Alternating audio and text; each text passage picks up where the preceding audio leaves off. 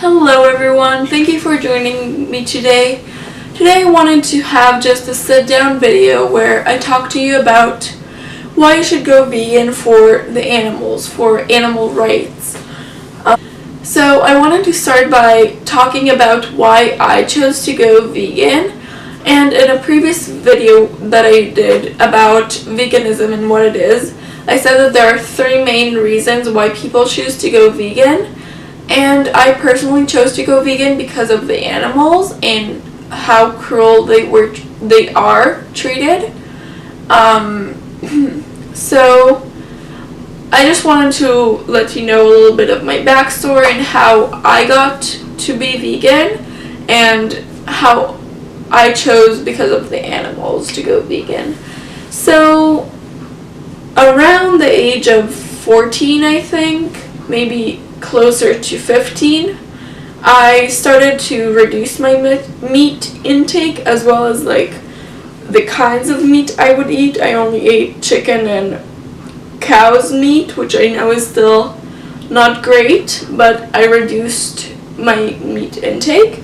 And then a few months later, I decided to completely shift my diet and go vegetarian. So I went vegetarian overnight. But it was a process for me because I wasn't a big vegetable eater, or I didn't eat almost any beans or lentils. I didn't eat much. I basically lived previously on meat. So it was a big change for me, but after a year or so I stopped even craving meat. And then I kept on learning about veganism through my own research, as well as I had actually a presentation in my school that a girl made about veganism, and it really touched me. And it didn't happen too quick, but after a while of researching and learning about it, I decided it was time for me to take the next step and reducing my support to the to the animal agriculture industry and the animal suffrage industry. So basically, about almost a year ago, I decided to go vegan. It's a little less than a year. It's like 9 months. So now I want to get into the fact that will hopefully inspire you to choose to go vegetarian or vegan, hopefully, and really try and learn more about what's important to not support the animal agriculture industry. So to start off, I will start with cows. So the dairy cows, like all mammals, need to be pregnant to be able to produce milk, and therefore the animal agriculture impregnates the cow, then the cow gives birth, and the animal agriculture takes the milk that should be for their calves.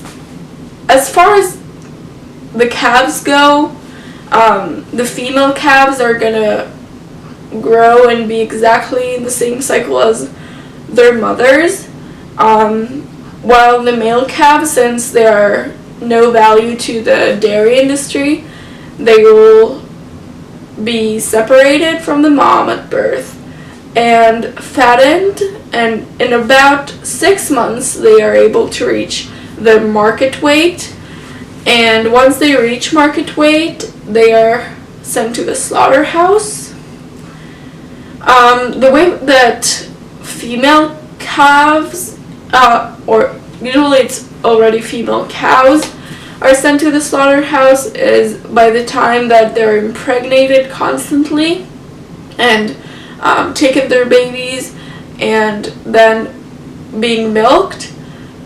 Once they have that cycle so many times, they are so tired of it, they just collapse and they can't even stand up. That's when female cows are sent to the slaughterhouse. And female cows live usually up to 5 years. And that's in the animal agriculture. But cows in the wild, they are able to live to 20 years or so, and that's just like crazy to me that they have a quarter of their life to live just because people want to drink milk or eat cheese or eat a steak. You know, it's impactful. So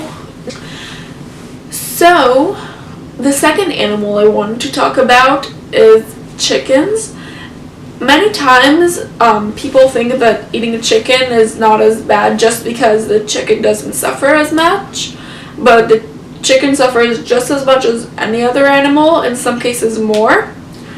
So the chickens have two major roles: egg industry and meat industry. But the problem is male chicks have no value to the egg industry, and therefore when male chicks are born, they're immediately grinded and slaughtered to death, and therefore 260 million chicks a year die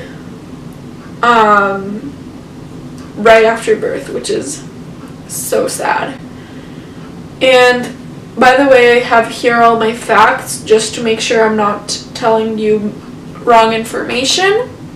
So if I look over here, it's because I want to make sure I'm telling you the right things. Also, 95% of laying eggs live in battery cages, which are literally shoebox size cages, and it's a huge room full of tiny cages, one next to the other, crammed, very bad conditions. I will try to insert throughout this video a few pictures, either over here or over here.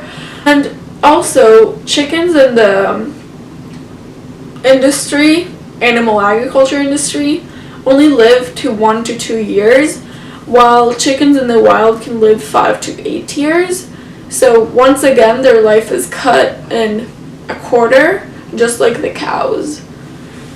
So let's move on to the third animal I wanted to talk about, which is pigs. So as far as pigs go, they are taken away from their mother also at 17, 20 days old, just like the cows, getting castrated, and they also get their tails cut off without any pain relief.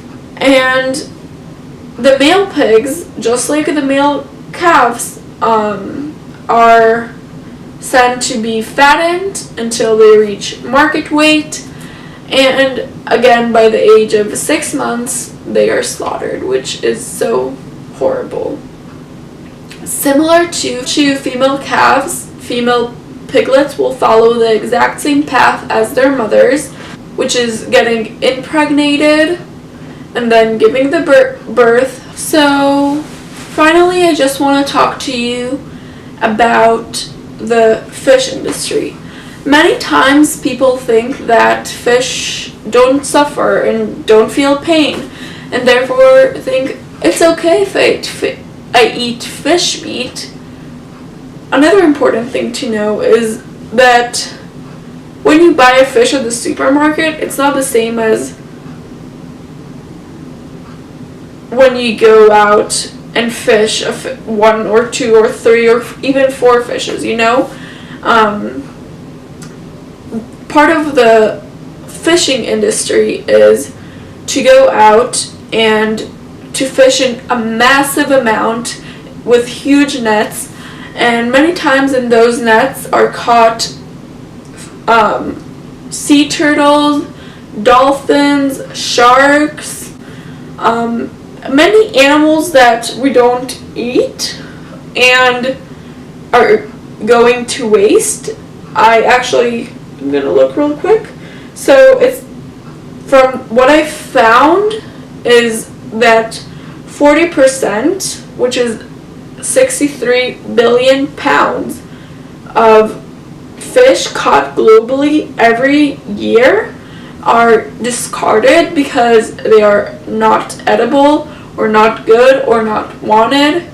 So that's freaking insane. 63 billion pounds are discarded every year.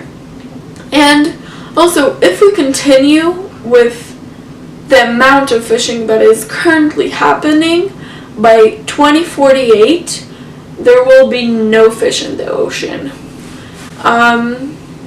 Apparently. So I hope this helped you to learn something new, to want to look more at the information behind what we eat, and how the animal agriculture really treats all those animals. There are obviously many more animals that suffer, but those are the ones that seemed most important to me, and therefore I wanted to share with you. I will put in the description below many links, both for videos that I think are really great to watch, as well as articles and websites that are really great to check out to learn a little bit more about what goes behind the animal agriculture, I hope you have a wonderful day, and if you enjoyed this video, don't forget to give it a like, as well as subscribe down below. It's free, it's fun, and you can also press a little bell next to the subscription to get notifications of when I upload. I hope you have an amazing day, and see ya!